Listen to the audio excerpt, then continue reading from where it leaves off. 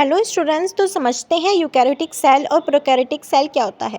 Any cell that contain a clear defined nucleus and membrane bound organs, मतलब कोई भी sales जो contain करते हो क्लियर न्यूक्लियस और उसके पास मेम्ब्रेन बाउंड ऑर्गेन्स हो, लाइक माइटोकॉन्ड्रिया, लाइसोसोम, क्लोरोप्लास्ट, तो वो होते हैं यूकैरियोटिक सेल्स। और प्रोकैरियोटिक सेल्स में क्या होता है, वो उनकी जो बॉडी होती है वो एक ही सेल से बनी होती है, इसी वजह से उन्हें यूनिसेलुलर ऑर्गेनिजम्स कहते हैं।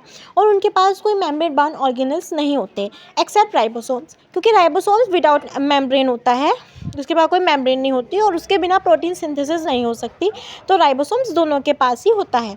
यूकैरियोटिक का एग्जांपल है animal cell, plant cell, fungi and protist. जबकि प्रोकैरियोटिक्स का सबसे बेस्ट एग्जांपल होता है बैक्टीरिया। लर्न कर लो, कोई पूछे प्रोकैरियोटिक सेल का एग्जांपल बोलो जल्दी, तो आप बोलोगे बैक्टीरिया। न्यूक्लियस, तो यूकैरियोटिक सेल्स का जो न्यूक्लियस होता है वो मेम्ब्रेन बाउंड होता है, मतलब उसके पास एक मेम्ब्रेन होती है। जबकि प्रोकैरियोटिक सेल्स के पास कोई मेम्ब्रेन नहीं होती है न्यूक्लियस में उसके, वो ऐसे ही पड़ा रहता है। सेल साइज़ होता है 10 से 100 माइक्रोमीटर्स का यूकैरियोटिक सेल्स का। प्रोकैरियोटिक सेल्स का साइज़ होता है 5 से भी कम माइक्रोमीटर्स का। डीएनए रेप्लिकेशन जो होता है वो एक ओरिजिन से होती है और मल्टीपल सीक्वेंसेस पे होती हैं, पर जो प्रोकैरियोटिक सेल्स का डीएनए होता है वो एकदम ही एक ही बारी में रेप्लिकेट कर जाता है। ऑर्गेनिज्म टाइप मल्टी सेलुलर होते हैं, मतलब एक से ज़्यादा सेल्स प्रेजेंट होते हैं यूकैरियोटिक्स में, और प्रोकैरियोटिक में मल्टी सेलुलर ऑर्गेनिजम्स होते हैं। यूनिसेलुलर ऑर्गेनिज्म, मतलब एक ही सेल होगा जिससे पूरी ऑर्गेनिज्म की बॉडी फॉर्म हुई होगी। क्रोमोसोम मोर देन वन, एक से ज़्यादा क्रोमोसोम प्रेजेंट होते हैं। ऑफकोर्स ह्यूमन बींग्स का क्रोमोसोम नंबर बताइएगा आप मुझे कमेंट कर। और प्रोकैरियोटिक सेल्स में एक डीएनए होता है जो कि सर्कुलर होता है और एक होता है plasmid extra chromosomal circular DNA, जो बैक्टीरिया को एडवांटेज प्रोवाइड करता है।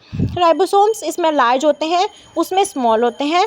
ग्रोथ रेट का स्लो होता है, प्रोकैरियोटिक सेल्स का फास्टर होता है। लाइक ई कोलाई 20 मिनट में रेप्लिकेट कर जाता है, अपनी कॉपी फॉर्म कर देता है। और ऑर्गेनेल्स इसमें प्रेजेंट होती है, उसमें नहीं होती एक्सेप्ट राइबोसोम्स, क्योंकि वो कोई उसके पास कोई मेम्ब्रेन बाउंड नहीं होती।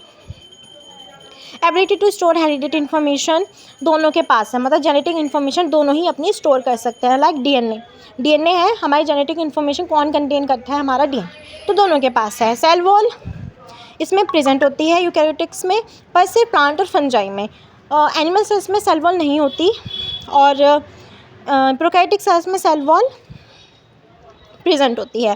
प्लाज्मा मेम्ब्रेन और साइटोप्लाज्म दोनों प्रेजेंट होते हैं। एक प्लाज्मा मेम्ब्रेन की इंपॉर्टेंट बात बताती हूँ, ये गेटवे होता है। सेल वॉल प्लांट और फंजाई में दोनों में एंट्री करा देती है हर एक सब्सटेंस की, पर प्लाज्मा मेम्ब्रेन है जो पहले चेक करती है, अगर उसके काम की चीज़ है तो वो अंदर आने देगी, वरना नहीं आने देगी। सेम एज प्रोकैरियोटिक सेल्स में भी सेल वॉल यही काम करती है, आ जाएगी सेल वॉल के थ्रू कोई भी मटेरियल पर प्लाज्मा मेम्ब्रेन पहले चेक करेगी, फिर एंट्री देगी। Okay, thank you. अगर अच्छी लगी तो सब्सक्राइब